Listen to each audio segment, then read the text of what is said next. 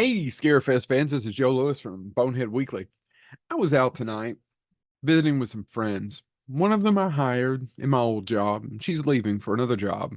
We were having drinks, and I thought I'd come home and do a review and have an Oreo. Now, you're wondering, what does an Oreo have to do with doing a horror movie review every week? Well, this Oreo, which I shouldn't have, I'm down almost 100 pounds, tasty, always dependable. Not the best tasting thing you've ever had, but they're solid. And if you can put a fork right here in between where the cream is, between the two cookies, and dip it into milk, that way you can get it all the way around. You don't have to get your fingers wet. Ingenious, right? It's amazing. That's kind of how I feel about the franchise I'm going to talk about tonight. Not amazing, but always good, always dependable up until now. I have spent the last 3 weeks, that's right, 3 weeks, trying to finish watching Insidious, The Red Door.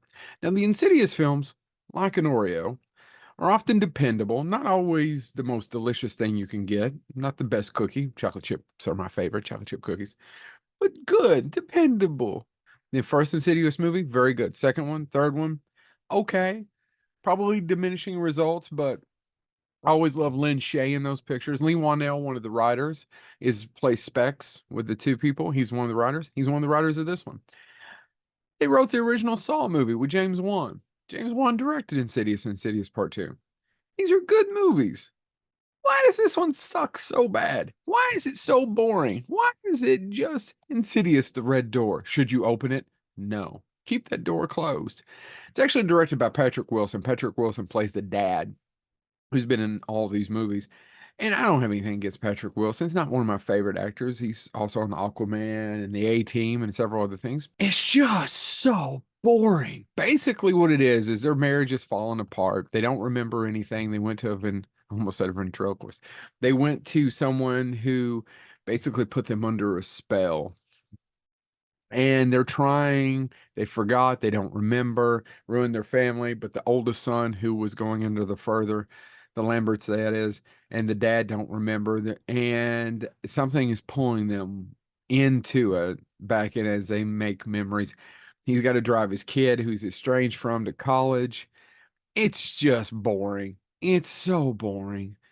I don't know. 10 years have went by. Like I said, they were hypnotized to forget. His mom has passed on, who was in the previous movies, and at the funeral, they're trying to reconnect, and his estranged wife tries to get him to take the initiative and drive his son to college, and his son gets to college, and I just couldn't care less about any of these people. I don't know why this doesn't work. It it worked in all the other movies, even if you don't like it. This is so boring. And I thought maybe it's just me. Maybe I don't get into it. And I talked to Chad. You may know Chad, if you're Chad Jennings, if you're in a bonehead. And he said, no, it was dreadful. It was absolutely dreadful. So I feel pretty good in telling you that if you haven't seen Insidious, The Red Door, don't. It's on, I think it's called Netflix. It's on Netflix. It is not an Oreo.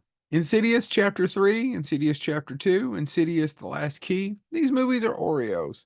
Insidious, The Red Door, not so much. There's only so much juice out of any fruit.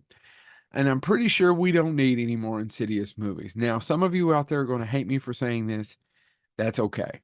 Let it rest. We don't need any more Insidious movies. I don't care about anything else in the further. I don't care. Let's not do it. Let's not do any more. This has been Joe Lewis of Bonehead Weekly. Eat an Oreo and then skip Insidious, The Red Door, directed by the star Patrick Wilson. See you at Lexington Comic Con.